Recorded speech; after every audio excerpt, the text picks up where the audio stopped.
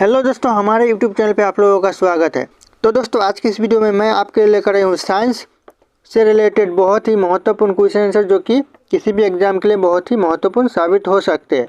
तो दोस्तों, इस वीडियो का पहला क्वेश्चन है, आकाश का रंग नीला क्यों होता है। दोस्तों, आकाश का रंग नीला क्यों होता है, तो याद रखिएगा ऑप्शन बी करेक्ट होगा। प्रकाश का प्रकीर्णन के कारण आकाश का रंग नीला होता है, तो ऑप्शन बी करेक्ट हो जाएगा, याद रखिएगा आप लोग।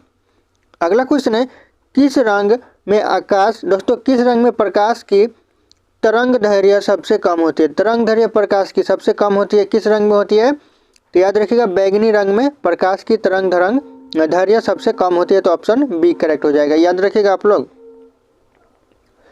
अगला क्वेश्चन है, किस गैस का गंध सड़े हुए अंडे के जैसा होता है। कौन सा गैस है जिसका गंध सड़े हुए अंडे की तरह होता है, तो याद रखिएगा हाइड्रोजन सल्फाइड। हाइड्रोजन सल्फाइड का गंध सड़े हुए अंडे के जैसा होता है, तो ऑप्शन डी करेक्ट होगा, याद रखिएगा आप लोग। अगला क्वेश्चन है, प्याज गंध की विशेष महक किस कारण होती है। दोस्तों, जो प्याज गंध करता है वह किस कारण गंध करता है, तो याद रखिएगा सल्फर यौगिक के कारण गंध करता है, तो ऑप्शन बी करेक्ट हो जाएगा। किसी भी एग्जाम के लिए इंपॉर्टेंट साबित हो सकते हैं। अगला क्वेश्चन है, निम्नलिखित में से कौन सा उपकरण विद्युत ऊर्जा को यांत्रिक ऊर्जा में परिवर्तित करता है। कौन सा विद्युत ऊर्जा को यांत्रिक ऊर्जा में परिवर्तित करता है, तो याद रखिएगा करेक्ट आंसर ऑप्शन ए के साथ जाएगा इलेक्ट्रॉनिक मोटर। इलेक्ट्रॉनिक मोटर जो कि विद्युत ऊर्जा को यांत्रिक ऊर्जा में परिवर्तित करता है, तो ऑप्शन ए करेक्ट होगा, याद रखिएगा आप लोग। अगला क्वेश्चन है, परिवर्तन ट्रांसफार्मर किस सिद्धांत पर कार्य करता है। दोस्तों, जो ट्रांसफार्मर कार्य करता है वह कौन से सिद्धांत पे करता है, तो याद रखिएगा करेक्ट आंसर जाएगा ऑप्शन सी के साथ विद्युत चुंबकीय प्रेरण के सिद्धांत पर कार्य करता है ट्रांसफार्मर, तो याद रखिएगा ऑप्शन सी के साथ जाएगा आंसर। दोस्तों, अगला क्वेश्चन है, नाइट्रिक अम्ल किस धातु पर असर नहीं होता है। कौन से धातु पर नाइट्रिक अम्ल असर नहीं होता है, तो याद रखिएगा सोना पर नाइट्रिक अम्ल असर नहीं होता है, तो ऑप्शन सी करेक्ट हो जाएगा। इंपॉर्टेंट क्वेश्चन बन सकता है। अगला क्वेश्चन है, निकट दृष्टि वाले लोग किस लेंस का प्रयोग करते हैं। निकट दृष्टि वाले लोग कौन से लेंस का प्रयोग करते हैं, तो याद रखिएगा ऑप्टो लेंस का प्रयोग करते हैं, तो ऑप्शन बी करेक्ट हो जाएगा, याद रखिएगा दोस्तों आप लोग। अगला क्वेश्चन है, गोबर गैस में मुख्यतः कौन सी गैस होती है। दोस्तों, जो गोबर गैस में गैस होती है वह कौन सी गैस होती है, तो याद रखिएगा मीथेन गैस गोबर गैस में होती है, तो ऑप्शन ए करेक्ट हो जाएगा। ये एग्जाम में पूछे जा सकते हैं क्वेश्चन।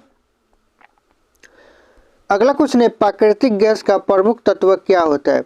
प्रमुख तत्व क्या होता है प्राकृतिक गैस का, तो याद रखिएगा मीथेन होता है प्राकृतिक गैस का प्रमुख तत्व, तो ऑप्शन ए करेक्ट हो जाएगा। अगला क्वेश्चन है, वाशिंग सोडा क्या होता है। इंपॉर्टेंट क्वेश्चन है, हर एग्जाम में पूछे जाते हैं वाशिंग सोडा क्या होता है, तो याद रखिएगा सोडियम कार्बोनेट वाशिंग सोडा होता है, याद रखिएगा। और इसमें एक सोडा होता है खाने वाला और एक सोडा होता है कपड़ा धोने वाला। तो जो बी नंबर का है सोडियम बाई कार्बोनेट, यह कपड़ा धोने का सोडा होता है, और सी नंबर है जो सोडियम कार्बोनेट, यह खाने का सोडा होता है, तो याद रखिएगा आप लोग, इसमें कंफ्यूजन मत होइएगा। अगला क्वेश्चन है, प्लास्टर ऑफ पेरिस निम्नलिखित में से किसका एक उत्पाद है। इंपॉर्टेंट क्वेश्चन है, प्लास्टर ऑफ पेरिस इनमें से किसका एक उत्पाद है, तो याद रखिएगा कैल्शियम का उत्पाद है प्लास्टर ऑफ पेरिस, तो याद रखिएगा ऑप्शन सी करेक्ट हो जाएगा। अगला क्वेश्चन है, नमक को बर्फ के साथ मिलाने से हिमांक घटना बढ़ता है या फिर कमता है। याद रखिएगा बढ़ता है या घटता है, तो करेक्ट आंसर जाएगा ऑप्शन ए के साथ घट जाता है। नमक को बर्फ के साथ मिलाने से हिमांक घटना, याद रखिएगा ऑप्शन ए करेक्ट हो जाएगा। अगला क्वेश्चन है, किसका तरंग दैर्घ्य सबसे अधिक होता है। इन ऑप्शन में से किसका तरंग दैर्घ्य है वह सबसे ज़्यादा होता है, तो याद रखिएगा नारंगी रंग का तरंग दैर्घ्य सबसे अधिक होता है, तो ऑप्शन डी करेक्ट हो जाएगा। अगला क्वेश्चन है, एक बस में अचानक ब्रेक लगाने से सवारी आगे की ओर झुक जाती है, यह किस नियम का पालन करता है। यह कौन से नियम का पालन करता है, तो याद रखिएगा न्यूटन के प्रथम नियम का पालन करता है, तो ऑप्शन ए करेक्ट हो जाएगा, याद रखिएगा दोस्तों, ऐसे क्वेश्चन पूछे जाते हैं। अगला क्वेश्चन है, दूध का घनत्व मापने के लिए कौन सा उपकरण उपयुक्त किया जाता है। इंपॉर्टेंट क्वेश्चन है, दूध का घनत्व मापने के लिए कौन सा उपकरण उपयुक्त किया जाता है, तो याद रखिएगा लैक्टोमीटर उपयोग किया जाता है, तो ऑप्शन ए करेक्ट हो जाएगा। अगला क्वेश्चन है, इलेक्ट्रॉन त्यागने का प्रवृत्ति क्या कहलाती है? इंपॉर्टेंट क्वेश्चन है। इलेक्ट्रॉन त्यागने की प्रवृत्ति कहलाती है, क्या कहलाती है? तो ऑक्सीकरण कहलाती है। तो ऑप्शन एक करेक्ट हो जाएगा। देखते रहिएगा, इंपॉर्टेंट क्वेश्चन है ये सब, अच्छे से देख लीजिएगा आप लोग। अगला क्वेश्चन है, लिटमस विलियम एक बैंगनी रंग का रंजन होता है। बैंगनी रंग का रंजन होता है लिटमस विलियम। याद रखिएगा, यह किससे प्राप्त होता है? किससे प्राप्त होता है? तो याद रखिएगा लाइकेन से प्राप्त होता है। तो ऑप्शन सी करेक्ट होगा, लाइकेन। याद रखिएगा दोस्तों आप लोग। अगला क्वेश्चन है, ध्वनि निम्नलिखित में से किस माध्यम से यात्रा नहीं कर सकती? कौन से माध्यम से ध्वनि यात्रा नहीं कर सकती? तो याद रखिएगा, गैस से भी कर सकती है, द्रव्य से भी कर सकती है, धातु से भी कर सकती है, लेकिन किससे नहीं कर सकती? यहाँ पे पूछ रहा है नहीं कर सकती। तो याद रखिएगा, निर्वाण से नहीं कर सकती ध्वनि माध्यम यात्रा। तो याद रखिएगा, ऑप्शन बी करेक्ट हो जाएगा। याद रखिएगा। अगला क्वेश्चन है, आवृत्ति मापने की इकाई का नाम क्या है? आवृत्ति किससे मापा जाता है? याद रखिएगा, किससे मापा जाता है? हर्ट्ज से आवृत्ति मापी जाती है। तो याद रखिएगा, ऑप्शन सी करेक्ट हो जाएगा। इंपॉर्टेंट क्वेश्चन बन सकता है ये सब। अगला क्वेश्चन है, निम्नलिखित में से किससे प्रोटॉन की खोज की? दोस्तों, किसने प्रोटॉन की खोज की? निम्नलिखित में से, इन ऑप्शन में से जो नाम दिए इसमें से किसने प्रोटॉन की खोज की? याद रखिएगा, किसने की? तो यूजिन गोल्डस्टीन ने की। तो ऑप्शन डी करेक्ट हो जाएगा, यूजिन गोल्डस्टीन। याद रखिएगा दोस्तों। अगला क्वेश्चन है, माचिस की डिब्बी की सतह से जब माचिस की तीली टकराती है तो ऊर्जा का कौन सा रूप एक चिंगारी चमकीली लौ में प्रज्वलित होने का कारण बनता है? कौन सा कारण बनता है? तो याद रखिएगा, रासायनिक ऊर्जा होता है। यह ऑप्शन सी करेक्ट हो जाएगा। अगला क्वेश्चन है, जी का मान न्यूनतम कहाँ होता है? दोस्तों, जो जी का मान होता है वह न्यूनतम कहाँ होता है? तो याद रखिएगा, करेक्ट आंसर जाएगा ऑप्शन ए के साथ, विषुवत रेखा पर जी का मान न्यूनतम होता है। तो ऑप्शन ए करेक्ट हो जाएगा। अगला क्वेश्चन है, लोहे की एक छोटी गोली पानी में डूब जाती है जबकि जहाज पानी पर तैरता रहता है। यह सिद्धांत निम्नलिखित में से किस वैज्ञानिक के सिद्धांत पर आधारित है? कौन से वैज्ञानिक के सिद्धांत पर आधारित है? तो याद रखिएगा, आर्किमिडीज के सिद्धांत पर आधारित है। तो ऑप्शन डी करेक्ट होगा। याद रखिएगा, आर्किमिडीज। अगला क्वेश्चन है, निम्नलिखित में से किस में ध्वनि की गति सबसे तेज होती है? कौन से इन ऑप्शन में से किस में ध्वनि की गति सबसे तेज होती है? तो याद रखिएगा, लोहा में सबसे तेज होती है ध्वनि की गति। तो ऑप्शन बी करेक्ट हो जाएगा। अगला क्वेश्चन है, निम्नलिखित में से किस आवृत्ति की ध्वनि मनुष्य द्वारा श्रव्य होती है? श्रव्य होती है मनुष्य द्वारा किस आवृत्ति की? तो याद रखिएगा, ऑप्शन डी हो जाएगा 100 हर्ज, यानी 100 हर्ज आवृत्ति की मनुष्य द्वारा श्रव्य होती है। तो ऑप्शन डी करेक्ट हो जाएगा। याद रखिएगा आप लोग। अगला क्वेश्चन है, ध्वनि तरंग की कौन सी विशेषता इसके तारतों को तय करती है? तारतों को तय करती है कौन सी विशेषता? तो याद रखिएगा, आवृत्ति विशेषता है जो कि तारतों को तय करती है। तो ऑप्शन सी करेक्ट हो जाएगा। अगला क्वेश्चन है, दो व्यक्तियों के वार्तालाप में आवाज का डेसिबल स्तर क्या होगा? डेसिबल स्तर क्या होगा दो व्यक्तियों की आवाज़ का? तो याद रखिएगा, लगभग 30 dB होता है। ऑप्शन सी करेक्ट होगा, 30 dB होगा। याद रखिएगा आप लोग। अगला क्वेश्चन है, दीवार से एक प्रतिध्वनि सुनने के लिए न्यूनतम दूरी क्या है? न्यूनतम दूरी क्या है जो कि दीवार से एक ध्वनि सुनने के लिए? तो याद रखिएगा, करेक्ट आंसर ऑप्शन बी के साथ जाएगा, 17.2 मीटर है। ऑप्शन बी करेक्ट हो जाएगा। अगला क्वेश्चन है, नदी का बहता हुआ जल किस प्रकार का ऊर्जा संवहन करता है? किस प्रकार का ऊर्जा संवहन करता है? तो याद रखिएगा, गतिज ऊर्जा संवहन करता है। तो ऑप्शन डी करेक्ट हो जाएगा। अगला क्वेश्चन है, स्वस्थ मनुष्य का तापक्रम कितना होता है? तापक्रम यानी सेंसियल कितना होता है मनुष्य का, सामान्य मनुष्य का? तो याद रखिएगा, 37 सेल्सियस होता है। तो ऑप्शन सी करेक्ट हो जाएगा। अगला क्वेश्चन है, किसका सबसे अधिक अपवर्तनांक होता है? अपवर्तनांक किसका होता है सबसे अधिक इन ऑप्शन में से? तो याद रखिएगा, हीरा का सबसे अधिक अपवर्तनांक होता है। तो ऑप्शन सी करेक्ट हो जाएगा। अगला क्वेश्चन है, मोटर गाड़ी उसमें साइड की वस्तुओं को देखने के लिए उपयुक्त दर्पण होता है। कौन सा दर्पण होता है साइड की वस्तुओं को देखने के लिए? तो याद रखिएगा, उत्तल दर्पण होता है। तो ऑप्शन ए करेक्ट हो जाएगा। अगला क्वेश्चन है, निम्नलिखित में से कौन सा पदार्थ बिजली का कुचालक है परंतु ताप का सुचालक है? कौन सा बिजली का कुचालक है और ताप का सुचालक है? तो याद रखिएगा, अभ्रक हो जाएगा, ऑप्शन डी करेक्ट होगा, अभ्रक हो जाएगा, याद रखिएगा आप लोग।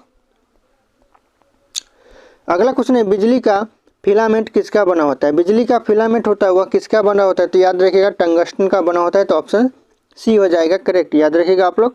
अगला क्वेश्चन है रासायनिक ऊर्जा को विद्युत ऊर्जा में रूपांतरण किसके द्वारा किया जाता है? दोस्तों जो रूपांतरण किया जाता है विद्युत ऊर्जा को रासायनिक ऊर्जा में, वह किसके द्वारा किया जाता है?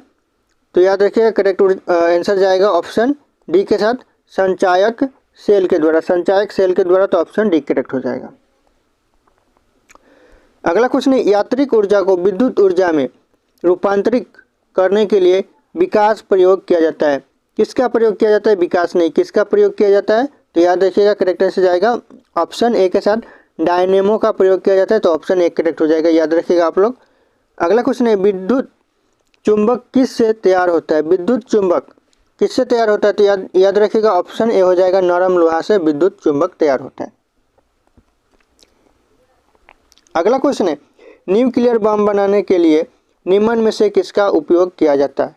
न्यूक्लियर बम बनाने के लिए इन ऑप्शन में से किसका उपयोग किया जाता है? तो याद रखिएगा यूरेनियम का उपयोग किया जाता है, तो ऑप्शन बी करेक्ट हो जाएगा। अगला क्वेश्चन है निम्नलिखित में से कौन सी प्रक्रिया एक रासायनिक परिवर्तन है? कौन सी प्रक्रिया एक रासायनिक परिवर्तन है इन ऑप्शन में से? तो याद रखिएगा ऑप्शन ए करेक्ट होगा, पौधों में प्रकाश संश्लेषण या रासायनिक परिवर्तन है, याद रखिएगा आप लोग। अगला क्वेश्चन है निम्नलिखित में से कौन एक रेडियोधर्मी तत्व है? कौन सा एक रेडियोधर्मी तत्व है इन ऑप्शन में से? तो याद रखिएगा करेक्ट आंसर जाएगा ऑप्शन डी के साथ, कैडमियम। कैडमियम एक रासायनिक रेडियोधर्मी तत्व है, याद रखिएगा आप लोग, ऑप्शन डी करेक्ट होगा। अगला क्वेश्चन है जल जो साबुन लगाने पर अच्छा झाग नहीं देता, अच्छा झाग नहीं देता, यहाँ पे झाग लिखा हुआ है, झाग नहीं बना पाता, उसको क्या कहते हैं? क्या कहते हैं? याद रखिएगा खारा जल कहते हैं उसको, तो ऑप्शन ए करेक्ट हो जाए, इंपॉर्टेंट क्वेश्चन है ये। अगला क्वेश्चन है लाफिंग गैस निम्नलिखित में से किसका एक योग सूत्र है? लाफिंग गैस किसका योग सूत्र है इन ऑप्शन में से? तो याद रखिएगा नाइट्रोजन का योग सूत्र है, तो ऑप्शन सी करेक्ट हो जाएगा। अगला क्वेश्चन है लाफिंग गैस क्या है? लाफिंग गैस वह क्या है? तो याद रखिएगा करेक्ट आंसर जाएगा ऑप्शन बी के साथ, nitrous oxide. Nitrous oxide laughing gas है, तो याद रखिएगा ऑप्शन बी हो जाएगा। अगला क्वेश्चन है निम्नलिखित में से किसका उपयोग करके पानी के पीने का रासायनिक कीटनाशु शोधक किया जाता है? कीटनाशु शोधक किया जाता है किसका प्रयोग करके? तो याद रखिएगा क्लोरीन का प्रयोग करके कीटनाशु शोधक किया जाता है, तो ऑप्शन बी करेक्ट हो जाएगा, आप लोग याद रखिएगा। अगला क्वेश्चन है नींबू में कौन सा एसिड पाया जाता है? नींबू में कौन सा एसिड पाया जाता है? तो याद रखिएगा साइट्रिक एसिड पाया जाता है नींबू में, तो ऑप्शन सी करेक्ट हो जाएगा। अगला क्वेश्चन है निम्नलिखित में से हरे फलों को पकाने के लिए किसका उपयोग किया जाता है? हरे फलों को पकाने के लिए इन ऑप्शन में से किसका उपयोग किया जाता है? तो याद रखिएगा एसिटिलीन का उपयोग किया जाता है, तो ऑप्शन एक करेक्ट हो जाएगा, एसिटिलीन, याद रखिएगा आप लोग। अगला क्वेश्चन है कृत्रिम वर्षा करने के लिए क्या उपयुक्त किया जाता है? क्या उपयुक्त किया जाता है कृत्रिम वर्षा करने के लिए? तो याद रखिएगा ऑप्शन बी करेक्ट होगा, सिल्वर आयोडाइड का प्रयोग किया जाता है, तो ऑप्शन बी करेक्ट हो जाएगा, याद रखिएगा आप लोग। अगला क्वेश्चन है पीतल किसका मिश्रण है? पीतल किसका मिश्रण है? तो याद रखिएगा जस्ता और तांबा का मिश्रण है पीतल, तो ऑप्शन डी करेक्ट हो जाएगा। अगला क्वेश्चन है जंग लगने पर लोहे का भार घटता है या बढ़ता है? इंपॉर्टेंट क्वेश्चन है, घटता है बढ़ता है? तो याद रखिएगा बढ़ता है जंग लगने पर लोहे का भार, तो ऑप्शन ए करेक्ट हो जाएगा। अगला क्वेश्चन है कोशिका में कौन सी पाचन थैली कहलाती है? पाचन थैली कहलाती है वह कोशिका में कौन सी है? तो याद रखिएगा लाइसोसोम पाचन थैली कहलाती है कोशिका में, तो याद रखिएगा ऑप्शन सी करेक्ट हो जाएगा। अगला क्वेश्चन है हमारे शरीर में हमारे कुल पोषक तत्वों और खनिज अवशोषण का 90% हिस्सा कहाँ होता है? इंपॉर्टेंट क्वेश्चन है, कहाँ होता है? तो इस क्वेश्चन का सही उत्तर आप लोगों को कमेंट करके बताना है, ऑप्शन यहाँ पे शो कर रहे हैं। फिर मिलते हैं अगले वीडियो में।